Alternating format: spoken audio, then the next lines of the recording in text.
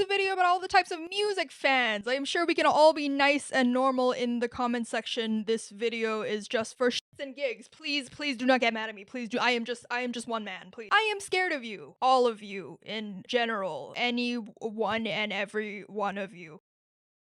So this is a person who just swears that vinyl sound better, even though their turntable costs like $80, and they don't really listen to music so much as they collect it. Half the records they own have never been played. They just like knowing that they're there and like telling you and like proof that they have taste, even if that taste is never really truly enjoyed by them.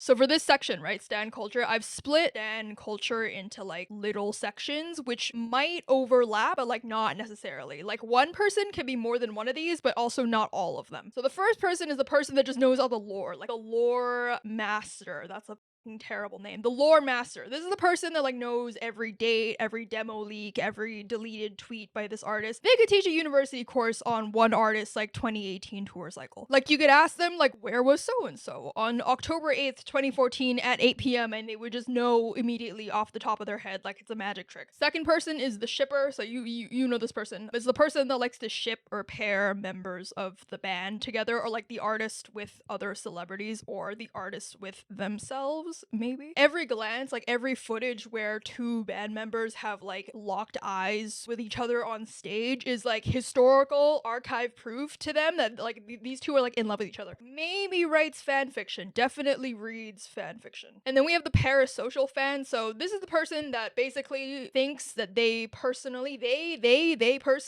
know the artist, okay? Like they're friends or lovers. Every tweet or message that this artist has like sent out into the world is like a personal message to them personally. For this next category, I call this the imperial guard. These are basically like the defenders of this artist, right? Like the people that defend the artists online. That's all I'm gonna say for this one. You can personally fill in the blanks because my income is contingent on me being liked by people online, and you guys are great. I'm not scared of you. I'm not afraid to film and publish this part of the video. The next person in this category is the lyric interpreter, or like the song interpreter. This is basically the person that reads hidden messages into every lyric or post that this artist releases, right? They think there's subtext and everything is a sign. You know, they've the two dots, the unrelated dots, they've connected them, you know? Like they think they see all of, they see the entire master plan. And the final person in this category is the merch collector. So this is the person that collects all the fucking merchandise, you know, all the physical product, concert wristbands, DVDs, vinyl. Do they own a record player? Maybe. Does it matter? Not really. Okay, moving on. The next type of music fan is the I was born in the wrong generation music fan. This is the person that thinks that music was so much better back in insert whatever decade, but also they might have like failed to consider the fact that like if whatever music they liked so much from insert whatever decade has survived till now, right, for people of the modern day to hear it, it's probably because it's like the creme de la creme best stuff from that decade. Whereas like right now, like 2025, if you're listening to stuff now, you're getting just everything, right? Like all the good shit and like all of the bullshit, and there's usually more bullshit. That might be why you think the music was better in the past. I mean, it's not necessarily true, but that's just my theory. It might just be survivorship bias.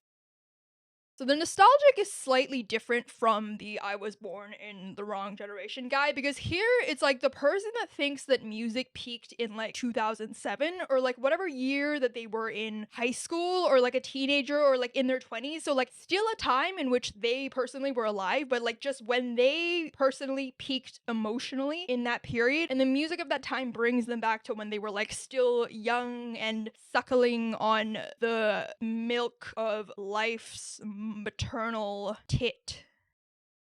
The next category is people who are morally offended by like other people's music tastes. Like I can't lie, right? For this one one is kind of cringe, right? Like it's a lot of moral posturing. Like it's fine to not like a certain kind of music personally, but you also don't have to like actually announce to people how deplorable and like awful and shit this music okay? What happened to social cues, okay? What happened to social cues? Because I don't know about you, but like these are the things that I would think that like you would say to yourself in your head or like to your closest, truest friends, not something that you just announce loudly to everyone in like a group setting, you know? Because contrary to popular belief and also accidentally, not on purpose, maybe the message that you may have sometimes gotten inexplicably from my channel, hating things doesn't make you start. It probably just makes you unbearable at parties. Don't hate people for their music taste. Hate them for their terrible personalities, okay? Like the shit that actually fucking matters. So this is the music fan that basically listens to whatever TikTok serves. They have no idea who any artist actually is. They just listen to whatever catchy soundbite is like looping on TikTok that week. Their entire taste is algorithmically engineered. If a song trends, then they'll listen to it for like 6 weeks straight, and once the trend dies, so does their memory of the song. So this is the person you know that's like, oh, I just listen to everything. They don't. They listen to top 40, one female artist that's like branded as like a sad indie girl, and probably like a remix from a gym playlist. It's not that this person is lying, it's that they genuinely believe that listening to two genres is like cultural omnivorism.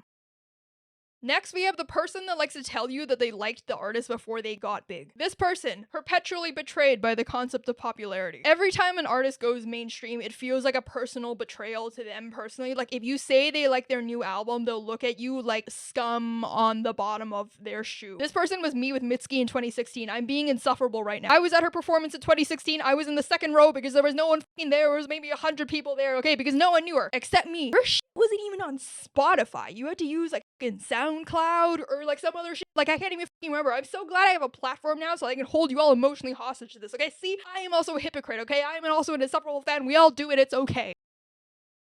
Next, we have the person that thinks that something that's popular equals objectively better. They like to say shit like, well, if it's so bad, then why is it on the top of the charts? As if popularity is an objective and neutral moral arbiter. When in actual fact, in the past 30 years of Billboard, only 2 independent artists have ever reached the #1 spot. Frank Ocean and Mac Miller. And that just doesn't seem statistically possible, right? Like, is it because major label artists are always the most talented? Or is it because of scale, infrastructure, and access that only a major label can offer an artist? And that's why I need your help. I am currently part of a stunt to help steal the #1 spot from the Billboard music charts. And the stunt only works if you, like you watching this YouTube video right now, helps by joining the band. So how does it work? Basically, to understand it, you have to like understand the rules of Billboard, right? So the way Billboard measures how popular an album is by album sales. So there's this website, right? It's up there and it's also in the description. If you visit this store, you can submit audio that gets mixed into this album. And as soon as you submit audio, you'll get paid with real money. And then you can use this money to buy this same album from the site that you're already on, and that'll count as a sale to help us get to #1. And the scheme basically all works because it uses like a loophole in Billboard's rules. It's all very complicated, but like basically what you need to know, there's a site, go on it, submit some audio, buy the album using the money, and then that'll log the sale. And if this works and enough people do it, then we can get an album to the #1 spot on the Billboard music charts. So you can be on this album right now. It's in pre-sale right now. You have until November 28th to go do this, okay? Like, go to the website. It literally takes like 2 minutes max, and your audio file will be mixed into an album that's gonna end up on the Billboard music charts, so your voice could be on there. This is an album by the people for the people, and I'm telling you this as a YouTuber, right? Which the reason that people like YouTube, a big part of that to this day is the fact that anyone can make a YouTube video and anyone can become a YouTuber. So like, you watching this, you as an independent person, you could potentially, if you worked hard enough or you posted enough videos, you could become a YouTuber and you can make this your living. That's what I did. I used to work in corporate law and now I do this for a living. I've never had any financial backing from any label. I film on my fucking iPhone. So help me with this project. The next type of music fan is the festival goer. So this is the person that goes to music festivals without knowing a single act. They're just there for the wristbands and the glitter. Probably owns multiple disposable cameras. Has probably posted a Coachella sunset picture for 4 years in a row on Instagram. So this is the person that owns headphones that cost more than a month's rent. Refuses to listen to anything under like 320 kbps. But also most of their playlists are like ambient synth loops or rain noises. So this is the type of person that has like a technical approach and appreciation to music. So they like recognizing the types of instruments used in a song. Or like the details of the songs. Probably compliment songs. Like, oh, that had like an interesting use of 7/8. This is the guy that uses Spotify for his pre-workout. Every song has to go hard enough to like raise their heart rate. No lyrics, maybe lyrics. But the lyrics don't really matter. It's like mostly just bass and rage. Playlist is probably named something like Beast Mode. So this is the person that goes to concerts for like the blurry shitty footage of the concert on their phone so that they can post it on their Instagram story. Records entire shows vertically and like spends the entire time they're at the concert looking at the artist through their phone, which like literally defeats the purpose of paying good money to like go to a gig. Because if you wanted to see the artist through a screen, right, you could do the same thing for free at home anytime you want. And also there's like no sweaty people smushed up beside you. You didn't have to travel all this way. I didn't know if you I don't know if you know this, but like you can do the same thing in your bed.